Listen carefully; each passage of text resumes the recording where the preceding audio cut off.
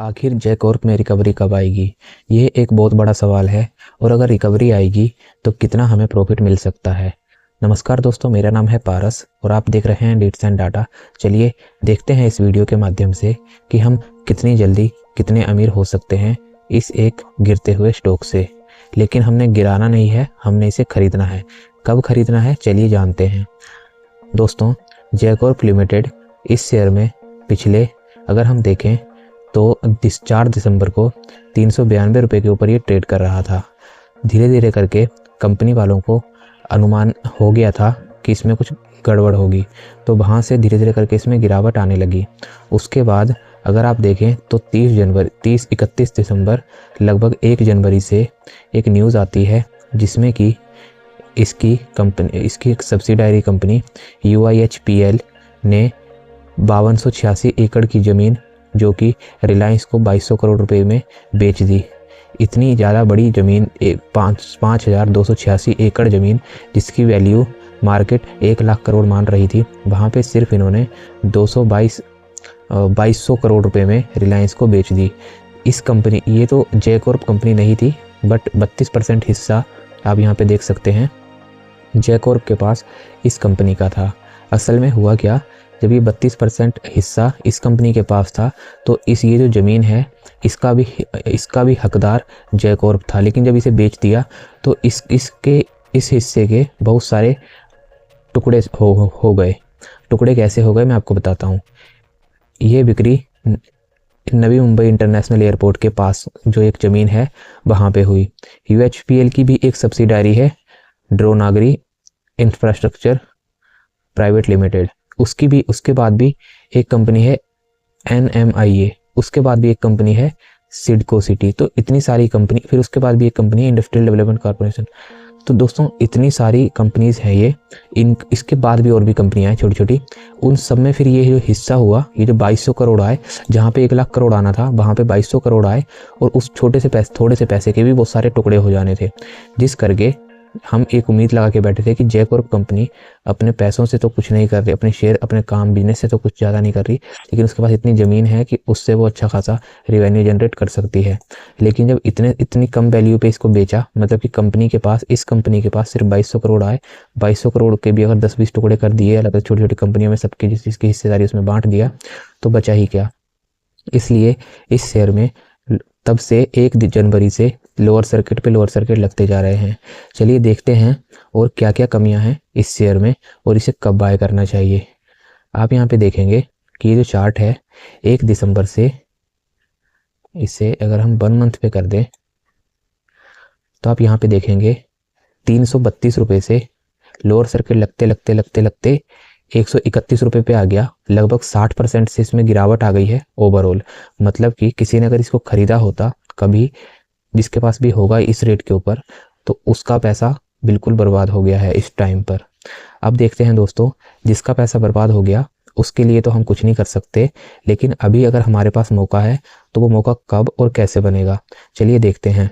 दोस्तों, यहाँ से ये शेयर आया 1 महीने के अंदर। आज 26 जनवरी है, तो 1 महीने के अंदर ये शेयर यहाँ तक आया। उसके बाद दोस्तों इस शेयर में एक साइडवेज सेशन चलना चाहिए। मैं आपको दिखाता हूँ, जैसे कि मैंने 1-2 कंपनीज और ले रखी है। आप यहाँ पे देख सकते हैं, ये है TTML, टाटा की टेलीकॉम की कंपनी है। इसके लिए देखते हैं, आप यहाँ पे देख सकते हैं, अगर इसके फंडामेंटल की बात करें तो आप देख सकते हैं ये कंपनी रिवेन्यू एक स्टेबल जनरेट कर रही है। आप यहाँ से सभी क्वार्टर आप देखिए एक स्टेबल है, 200 से 300 करोड़ के बीच में रिवेन्यू जनरेट कर रही है। और जो नेट प्रॉफिट है वो नेगेटिव में ही जनरेट हो रहा है। अभी तक एक बार भी पॉजिटिव में नहीं आया, नेगेटिव में ही चला हुआ 300 के आसपास। आप देख सकते हैं 300, हर जगह 300 ही है, 280, 90 और 300। अब आप देखेंगे कि अगर हम इसका 3 साल का चार्ट खोलें, 3 साल का चार्ट हम यहाँ पे खोलते हैं, 5 साल का हमने चार्ट खोला है।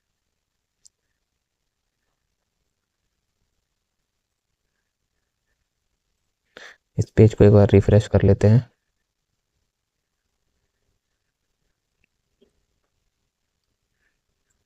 और अगर हम इसका 5 साल का चार्ट खोलें तो आप यहाँ पे देख सकते हैं कि ये शेयर यहाँ से 765 रुपये के, ये तो पेटीएम आ गया है, एक सेकेंड आपको मैं दिखाता हूँ। अगर इसका हम 5 साल का चार्ट खोलें तो आप यहाँ पे देख सकते हैं अगस्त 2021 को, चलो यहाँ से देखते हैं, एकदम यहाँ से उठने लगा था वहाँ से, सितंबर 2021 से जनवरी 2022 तक लगभग 2 से 3 महीने के अंदर, 4 महीने मान लो, 4 महीने के अंदर ये शेयर अपर सर्किट मारता रहा, यानी कि अपर सर्किट तो नहीं मतलब भागता रहा ऊपर को। 21 अक्टूबर तक भी स्टेबल था, 21 अक्टूबर, हाँ, नवंबर, दिसंबर और जनवरी, 3 महीने में ये शेयर जो 44 रुपये के ऊपर ट्रेड करता था वो शेयर अराउंड 300 रुपये के आसपास हो गया। आप यहाँ पे देखेंगे 44 से अगर कोई शेयर 300 रुपये हो गया मतलब कि 5 6 30, 6 टाइम 600%। इस शेयर ने 600% इंटरेस्ट दिया सिर्फ 3 महीने में। अब देखिए क्या कुछ अच्छा हुआ इस शेयर के साथ, पहले तो ये देखते हैं अगर ये शेयर ऊपर गया है तो कुछ अच्छा भी तो होना चाहिए इसके साथ, या तो इसका नेट प्रॉफिट अच्छा होना चाहिए या कुछ अच्छा होना चाहिए। चलिए देखते हैं। ये है 1 नवंबर 2021। अब इसका हम नेट प्रॉफिट और रिवेन्यू देखते हैं। 1 नवंबर मैंने आपको बताया 2021, 1 नवंबर 2021। अगर हम 2021 का हम क्वार्टर देखते हैं, नवंबर का था तो इसमें नवंबर का तो शो नहीं कर रहा है, बट कोई बात नहीं। आप यहाँ पे देख सकते हैं ये जो रिवेन्यू इसका दिसंबर का जनरेट हुआ है तो 284 करोड़ रुपए का रिवेन्यू जनरेट हुआ, उसके ऊपर नेट प्रॉफिट आया 302 करोड़ रुपए का। आप यहाँ पे देख सकते हैं अगर कोई कंपनी अपना नेगेटिव में रिवेन्यू, बल्कि 300 तो ज़्यादा है, तो बाकी के तो कम भी है उससे 280, फिर भी इसमें अपर सर्किट लगते रहे। आप यहाँ पे देख सकते हैं कि फिर भी ये शेयर भागता रहा ऊपर को। आपने देखा दिसंबर क्वार्टर के जो नतीजे आए थे उसके बाद दिसंबर भी निकल गया, जनवरी भी आ गया, उसके बाद ये शेयर गिरने लगा। आप यहाँ पे देखेंगे negative net profit, negative revenue चला हुआ है, फिर भी आप स्टेबल रिवेन्यू के ऊपर नेगेटिव। आप यहाँ पे देख सकते हैं कि ये शेयर, एक सेकेंड, इसका कभी भी पॉजिटिव में नेट प्रॉफिट हुआ ही नहीं, बिल्कुल भी, बस जीरो ही चलता रहा इसका शुरू से। और यहाँ पे ये गिरा, नेगेटिव चलता रहा, तो आप यहाँ पे देखेंगे 100 रुपये से 200 रुपये भी हुआ ये, तो 100 रुपये से 200 रुपये क्यों हुआ, फिर उसके बाद गिरा, फिर यहाँ से 50 से 100 हुआ, फिर यहाँ पे अगर किसी ने 50 पे खरीदा होगा उसको तो उसका पैसा डबल हुआ। तो दोस्तों यही चीज़ मैं आपको समझाना चाह रहा हूँ। लेकिन ये कब हुआ, चलो यहाँ पे तो गिरावट आई तो थोड़ा सा उठता है, ठीक है, ऐसे ही जे कॉर्प के साथ भी होगा, अगर गिरावट आई तो थोड़ा सा उठेगा, लेकिन कब उठेगा ये एक ट्रैप हो सकता है। मान के चलो यहाँ पर गिरावट आई जे कॉर्प में, आपने यहाँ से खरीद लिया, आपने देखा यार गिर तो गया, अभी 100 रुपये के आसपास आ गया, अब खरीद लेता हूँ।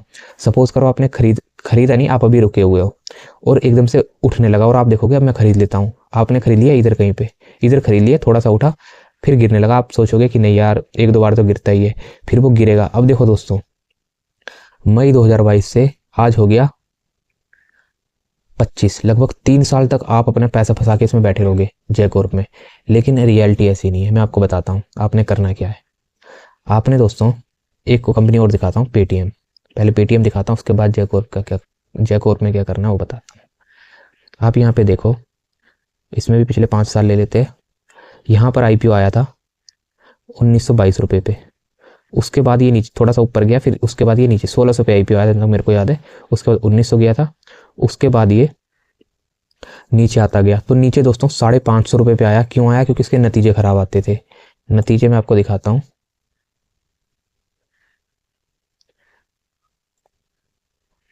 यहाँ से गिरता आया तो लगभग ये मार्च 2022,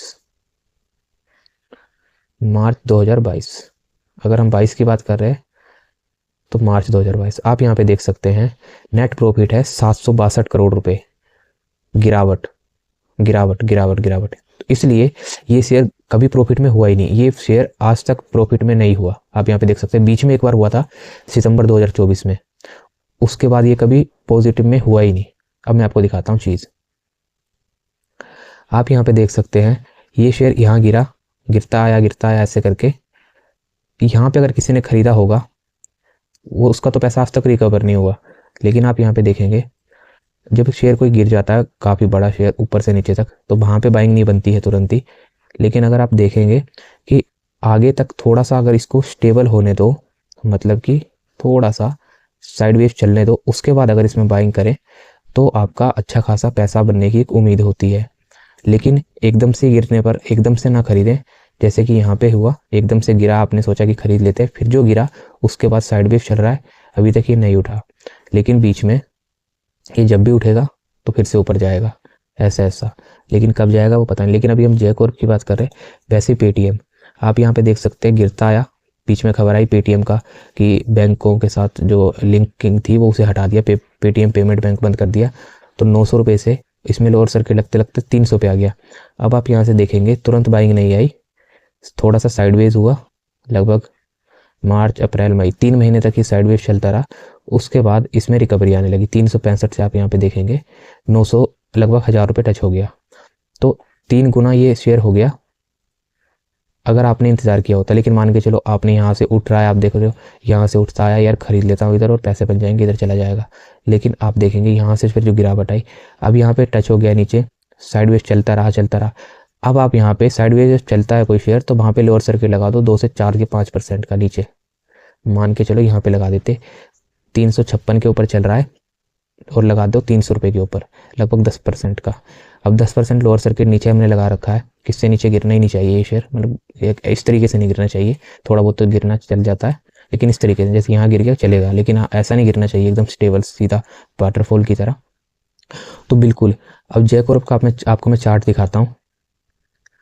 ये गिरा ऐसे करके यहाँ पर आ गया, अब इसमें बाइंग आएगी। अब बाइंग कब आएगी मैं आपको दिखाता हूँ। इसमें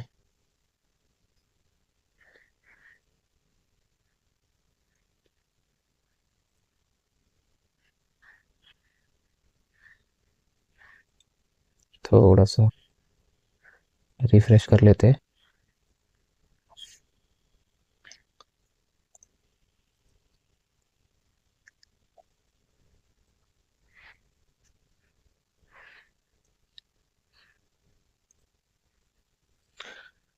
अब आप देख सकते हैं ये है पिछले 1 महीने का चार्ट। इस 1 महीने के चार्ट में हमने गिरावट देखी। अब हम इसके 6 महीने का चार्ट देखेंगे तो 6 महीने में स्टेबल चलता आया, या तो इसने ऊपर जाना था या तो नीचे जाना था। ये इसको गलत खबर मिल गई। अगर किसी ने एसएल डाला होता 5-10% का तो यहाँ पे कहीं पे वो टच कर जाता सपोर्ट के पास ही, जहाँ पे सपोर्ट होता है। जैसे कि ये एक सपोर्ट था इसका, अब देखो यहाँ पे एक टच हुआ, यहाँ पे भी टच हुआ, यहाँ पे भी टच हुआ, यहाँ पे टच होता आया। ये देखो आप, इसको बोलते हैं सपोर्ट। ठीक है, कई बार सपोर्ट से नीचे चला जाए तो उसको सपोर्ट ब्रेक कर देते हैं, वहाँ पे सेलिंग आती है, यहाँ पे सेलिंग आती है।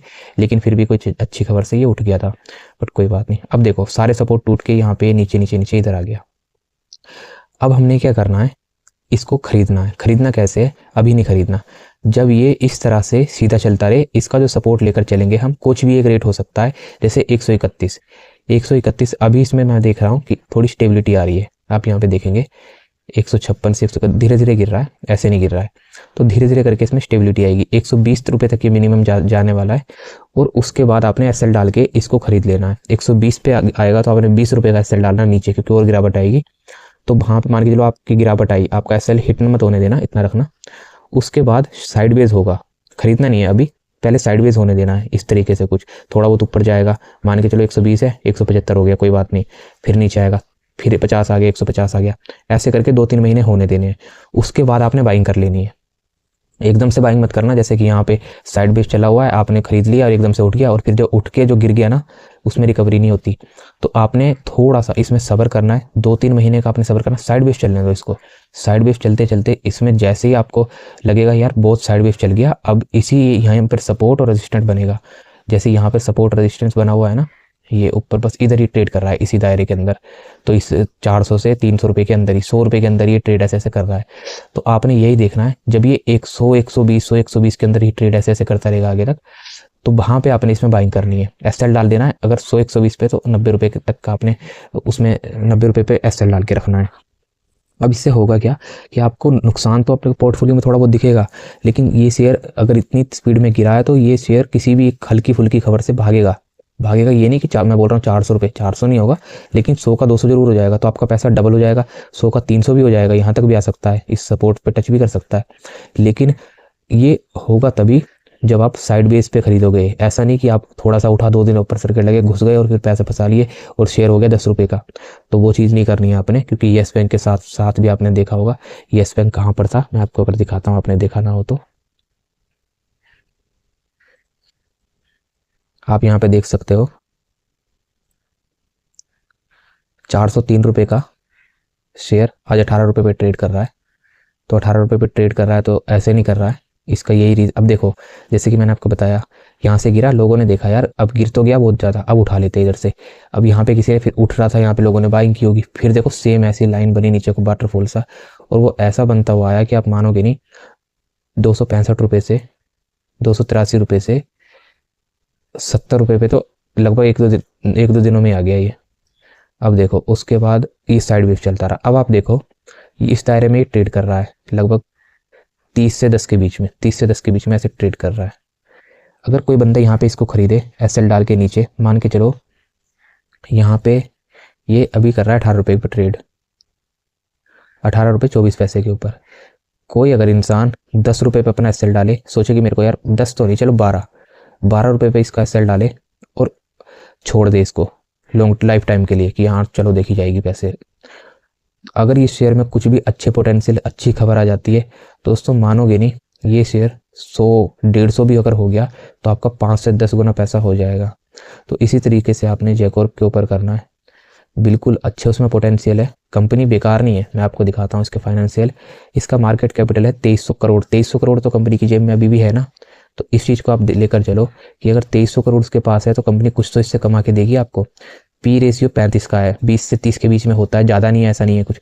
आप बुक वैल्यू देखो, बुक वैल्यू है 76 और प्राइस ये ट्रेड करा एक सिर्फ 2 टाइम्स है। ये नहीं कि 10 टाइम्स है, 10 टाइम्स होता है ज़्यादा, मतलब ओवर वैल्यूड हो गया शेयर, नहीं इसको मत खरीदो, इतना कुछ नहीं। अभी भी इसमें कुछ भी नहीं गया है। हाँ जब 400-500 का था तब था ओवर वैल्यूड, क्योंकि बुक वैल्यू से ज़्यादा, इतना ज़्यादा भी नहीं होना चाहिए, ज़्यादा आगे नहीं है।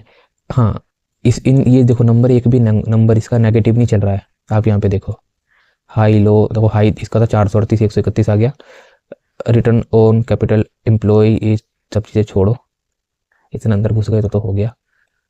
देखो आप प्रो और कॉन्स भी देख सकते हैं। डेब्ट फ्री कंपनी है, कर्जा नहीं है कंपनी के ऊपर कुछ भी। अब आप यहाँ पे देखोगे कि कंपनी ने पूर्ण ग्रोथ दी है लास्ट 5 साल में, लेकिन शेयर जो है ना कंपनी का वो भागेगा। वो क्यों भागेगा? क्योंकि क्या पेटीएम ने अच्छी ग्रोथ दी है? मैं आपको दिखाता हूँ। क्या पेटीएम ने अच्छी ग्रोथ दी है? ये अच्छी ग्रोथ है पेटीएम की। यहाँ पे -500, 800 एक बार पॉजिटिव में हुआ पूरे 10 सालों में पिछले। आप यहाँ पे देखो, ये साल दर साल बता रहा हूँ मैं आपको, बाई बाई कंपैरिजन। 123, पहले 123 करोड़ का घाटा था, फिर डबल हो गया, फिर 3 गुना हो गया, फिर थोड़ा सा कम हुआ, फिर और कम हुआ, फिर और कम हुआ, फिर और कम हुआ, फिर और कम, अभी और कम हुआ। आप देखो घाटा कम हुआ है तो कंपनी घाटे में ही ना। अब आप यहाँ पे देखो क्वार्टरली बेसिस पर 500, 800, 900, और शेयर को देख, शेयर का हाल देखना आप। ये है शेयर 383 से अप्रैल 2024 में था 374, 350, ये 347 टच हुआ था जून 2024 में। और अभी जून जुलाई अगस्त लगभग 6 से 7 महीने में ये पैसा आपका 3 से 4 गुना हो गया। अच्छा तो कुछ भी नहीं था, अच्छी खबर थी क्या? कुछ नहीं ना। अब देखो मैं एक बार फिर से दिखाता हूँ, जून 2024, मार्च जून, ये -840, 550 करोड़ का था, वहाँ पे 840 करोड़ रुपए का और घाटा हुआ। फिर भी कंपनी का शेयर उठने लगा ना। यही चीज़ होती है दोस्तों कि एक हल्की फुल्की कोई खबर आ जाए उससे ही शेयर उठ जाते हैं। तो जो आपका ये है, मैंने जितना आपको एसएल वगैरह बताया उसको डाल के आप इसको खरीद सकते हैं। तो इसमें बहुत अच्छे पोटेंशियल है, अब ज़रूर इसके साथ जाइए। लेकिन फिर भी अगर ख़रीदने लगोगे तो खुद से रिसर्च करना, ये नहीं कि मैंने बोल दिया और आपने ख़रीद लिया। तो एक बार खुद से रिसर्च जरूर करना। ऐसा नहीं हो कि अब 10 रुपये पे ये शेयर चला जाए, तो कुछ भी हो सकता है। लेकिन हाँ, अगर थोड़ा सा रिस्क ले सकते हो तो एसएल डाल के इसके ऊपर ट्रेड कर सकते हो। लॉन्ग टर्म के लिए आंख बंद करके पैसे डाल सकते हो, जो भी है अच्छा ही होगा। अगर दोस्तों वीडियो पसंद आई हो तो लाइक करिए। नेक्स्ट वीडियो में लेकर आऊँगा कल्याण ज्वेलर्स के ऊपर। तो दोस्तों कल्याण ज्वेलर्स की वीडियो देखने के लिए बेल आइकन जरूर दबाना, क्योंकि सबसे पहले आपको नोटिफिकेशन के साथ वीडियो वहीं पर मिलेगी। दोस्तों मिलते हैं नेक्स्ट वीडियो में। Take care.